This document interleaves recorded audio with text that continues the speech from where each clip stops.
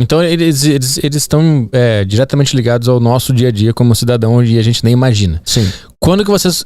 porque é uma coisa recente, eu acho, vocês comprarem essa briga pública contra o crime organizado, né? Uhum. Quando que vocês decidiram fazer isso e qual foi, enfim, a estratégia? Deu medo de algum de vocês sofrer algum tipo de represária depois? Como é que foi? Foi uma decisão deliberada nossa, quando a gente entendeu que nós precisamos montar um partido e a gente não poderia ficar falando de maneira ou boba sobre os assuntos, não aprofundada, ou solta. Por exemplo, o Kim tem projetos muito bons em muitas áreas, como deputado federal. Mas antes da gente pensar em montar um partido, os projetos eles ficavam meio soltos. Eles não faziam parte de um todo coerente. E por que não faziam? Porque, o Kim precisa focar nisso aqui, agora precisa focar naquilo ali. Quando a gente falou, vamos montar um partido, nós vamos montar um programa partidário, a gente começou a discutir todos os assuntos e chamar dentro da nossa comunidade pessoas para discutir todos esses temas. E aí, em todos os temas a gente foi aprofundando e tendo insights e conversando com outras pessoas. Ou seja, a gente transformou o MBL em uma espécie de um fórum interno de discussões. Que aí criou a revista Valete, que produz os artigos, mas produz a ideia e que produz o fórum, os espaços de discussão. A ideia do livro amarelo. E aí você começa a ter as discussões e você começa a ter um ambiente fértil para você estudar os temas. O tema do crime organizado é um tema que começou com esse insight a discussão sobre crime no Brasil, sobre criminalidade como toda, ela é levada toda para um campo errado. Mas sobre crime organizado, ela ainda está presa na discussão sobre drogas. E aí eu falei, não é sobre drogas, é sobre território. Sobre território e ocupação, ou horizontal ou vertical. CC com a vertical e o Comando Vermelho com a horizontal. E nós precisamos começar a tratar com uma perspectiva diferente o enfrentamento a eles, que é o enfrentamento de um agente alienígena ocupando espaços na máquina pública, no empresariado e no próprio território brasileiro. Só de você virar essa chave, você começa a ressignificar tudo que envolve o crime organizado. Então a gente mudou a chave imaginativa, não só nossa. Quando eu vejo o Ratinho Júnior falando não, agora nós vamos partir pra cima, vamos tratar eles como organizações terroristas. Não, eles fazem ocupação territorial. Todo mundo tá usando o termo ocupação territorial. Os presidenciáveis, o Ratinho usou, Caiado usou, o Zema usou. Eles estão usando uma imaginação nossa de 2023 para 2024. Que a gente mudou o termo como isso foi abordado. Por isso a nossa própria briga lá com o Oruan, ela tá nestes termos. Ela tá entendendo assim, se o Oruan pertence ao Comando Vermelho e o Comando Vermelho ocupa um território, qual é a função dele, que é filho do Marcinho VP, nessa estrutura? E eu vou ser marxista aqui, ele cria a superestrutura ideológica para justificar um sistema de relações econômicas e políticas que acontecem nas áreas do Comando Vermelho. Ele é a cultura enquanto superestrutura. Tá, então dane-se a música, isso não é uma questão de liberdade, ele é um agente político de uma determinada máquina que também é política. Nós precisamos ver maneiras de pegar ele no pulo ali. E a lei anti-Oruan foi uma resposta. Que é sobre a lei anti-Oruan de não colocar dinheiro do Estado nisso? Lógico, ela é uma lei bem óbvia. Mas ela apontou o problema. Tem uma estética em volta dela que nos mostra alguma coisa. Né? Ela tem, vamos dizer, ela aponta uma discussão. E essa discussão, ela extrapola a função da lei. Sim, ela faz uma marca, um marketing que nos leva a pensar outras coisas. Exato. E isso despertou as pessoas para essa questão da naturalização do Comando Vermelho, que é literalmente a função ideológica do Oruan. E como é que vocês imaginam que dá para acabar com isso, sabendo que o Estado brasileiro deve fazer parte, deve ter algumas entranhas ali desses comandos dentro do Estado e vice-versa? Como é que faz para resolver isso? Foi comprovado que tem.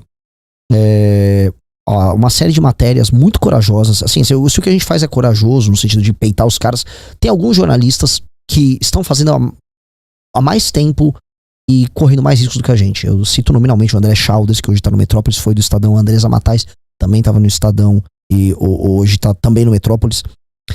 Eles descobriram a dama do tráfico e um sistema de lobbies via ONG do Comando Vermelho e do PCC dentro do Congresso Nacional e com os ministérios do atual governo. E é bem claro, e as reuniões estavam públicas, estavam nas agendas. Tiveram reunião agora com o Ministério da Justiça, do Lewandowski, que teve reunião deles este ano no Ministério. Fizeram lobby para tentar aprovar uma agenda carcerária. E essas ONGs, foi comprovado que elas são ONGs que obedeciam primeiro interesses do PCC, do Comando Vermelho, e depois, esse ano, estavam atendendo interesses do PCC. Essa mesma turma, esse mesmo grupo, financiou e organizou um filme que está presente até hoje no Netflix, chama O Grito, que é um filme que também defende a agenda de desencarceramento. E, por curiosidade, as ONGs e a agenda ligada ao tema do desencarceramento e aumento dos direitos dos presidiários, que é uma coisa que o Comando Vermelho e o PCC tratam como política, e o lobby deles trabalha nessa linha, é a mesma linha de, vamos dizer, ONGs, algumas ligadas ao movimento negro, mas a maior parte ligada a direitos humanos, que recebem dinheiro estrangeiro aqui, que é onde você faz a intersecção entre a esquerda e esses grupos. Então, há uma intersecção política entre a esquerda brasileira e as facções criminosas no lobby e na atuação de marketing e de influência política no Congresso e no governo federal, com certeza. É comprovado. As ações são óbvias. A lobista é a Janira do PSOL, que foi uma deputada federal do PSOL. Não é não, ela é do PSOL, ela anda com essa turma, ela anda com as ONGs todas de direitos humanos que têm participação da turma do PSOL. No filme O Grito, que tá no Netflix, você teve a presença se eu não me engano, da atual ministra Aniele Franco, o ministro do STF, o Barroso, teve presente, o Oruan teve presente, algum parente do Marcinho VP e outro parente do Marcola tiveram presente. Então, sim, essas coisas acontecem e você tem essas entranhas. Eu tô falando agora do topo do poder. Fora disso, você vai ter de delegados de polícia, no Rio de Janeiro, membros dos batalhões da Polícia Militar ligados a crime organizado. Você tem vamos dizer, essas infiltrações todas acontecendo. E aí você fala, como é que eu vou fazer o combate? Que acho que foi isso que você queria perguntar. Você vai ter que declarar eles entidades anômalas. E entidades anômalas no sentido de que eles não serão detentores de direitos e prerrogativas que você dispõe ou que eu disponho. Eles não são cidadãos brasileiros. Eles não têm que ser titulares de direitos e garantias que um cidadão brasileiro tem. E o direito para eles tem que ser muito rápido e muito duro. Então nós temos que ter leis que vão atingir eles rápido, então, operações de quebra de sigilo bancário, quebra de sigilo fiscal, telefônico, telemático, operações muito rápidas que prendam os caras. Se o cara é identificado rapidamente como membro de uma facção, ele tem que ser rapidamente enviado pra cadeia, sem muita demora. Você vai ter que ter um regime de enfrentamento a eles, que é um regime especial de enfrentamento a eles. Esse é o tema que a gente tá querendo trazer pro Brasil pra discussão, que é o do direito penal do inimigo.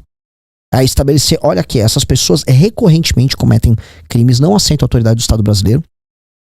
No caso do PCC do Comando Vermelho, é bem óbvio, eles sequer aceitam que o Estado brasileiro tem legitimidade sobre o próprio território, né? Então eles têm territórios, eles têm instituições que eles comandam e eles vão ser tratados